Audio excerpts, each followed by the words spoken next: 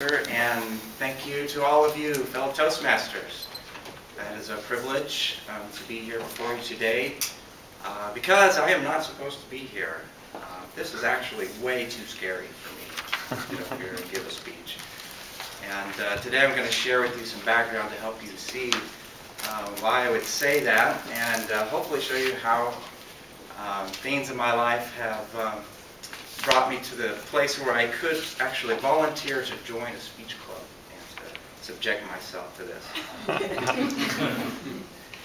The number one fear you may have heard, mostly quoted by people, is public speaking. That's above fear and above disease. People are afraid of public speaking.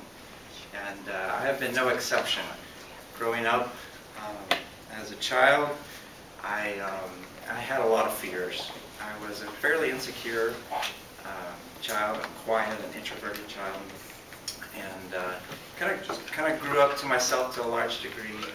I grew up on a small farm in northeast Oklahoma, and I enjoyed a number of things that little kids do live out in the country, playing in the dirt cars, building things out of sticks and toy guns, and getting into trouble and exploring and jumping off the barn and all kinds of crazy things.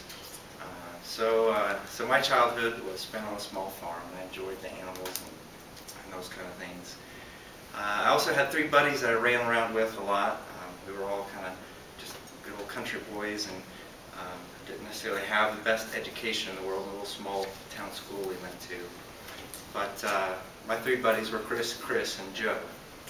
And first Chris was the first one to have a car, and he introduced us to cruising in the big town of Bonita. My second friend, Chris, he was my best friend. He had a very humble family and didn't have very much, but I was always amazed by his creativity and ability to make things and be creative with how to have fun. And my third friend, Joe, he was the first one to get a pickup truck raised off the ground. He had to have glass packs, of course, because that was cool for your truck to sound loud. And so we'd throw our fishing poles in his truck, and we'd go pond hopping. And so I grew up fishing and a little bit of hunting and that kind of thing, exploring. A couple stories. One time fishing in my friend Joe's grandpa's pond across the road. And we weren't catching anything that day. And all of a sudden the cattle came down and got to one end of the pond where all the weeds are, where you couldn't fish. So I guess all the fish came out because I started catching them.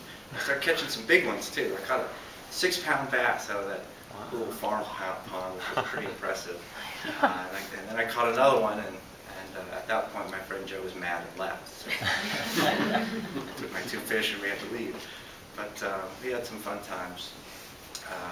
And then another time fishing, we got tired of fishing because we weren't catching anything. So we said, well, this is boring. Let's go home and grab our shotguns. We'll go hunt for snakes around the ponds. There were a lot of poisonous water snakes around there. So we ended up finding a few snakes where there were no fish.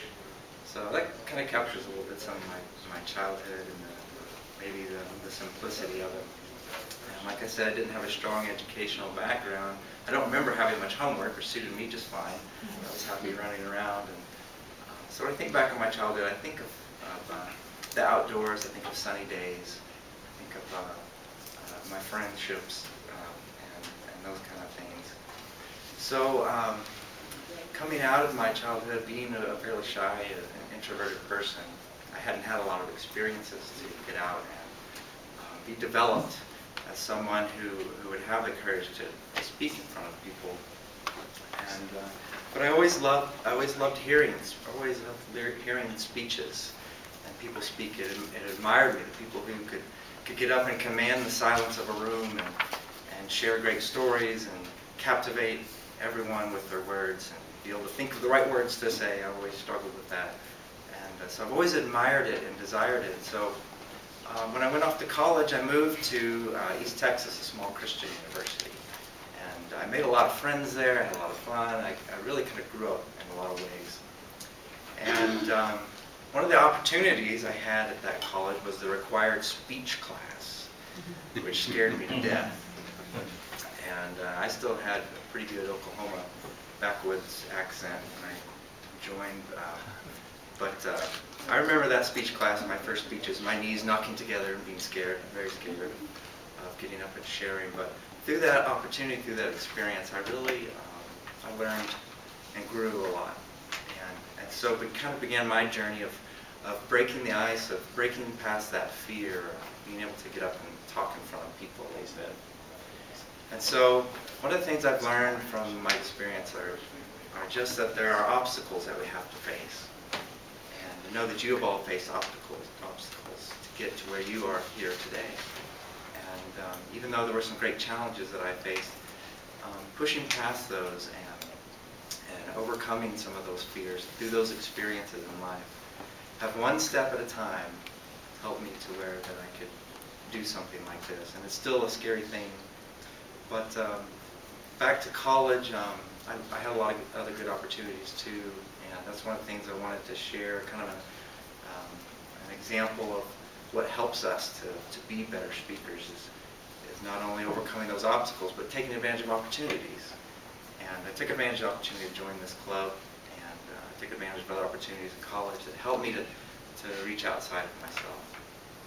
And so it has been an interesting journey, and I'm thankful for all of you for allowing me to share with you this opportunity for us to challenge ourselves, overcome obstacles, and to encourage one another as we grow and learn together to be better public speakers.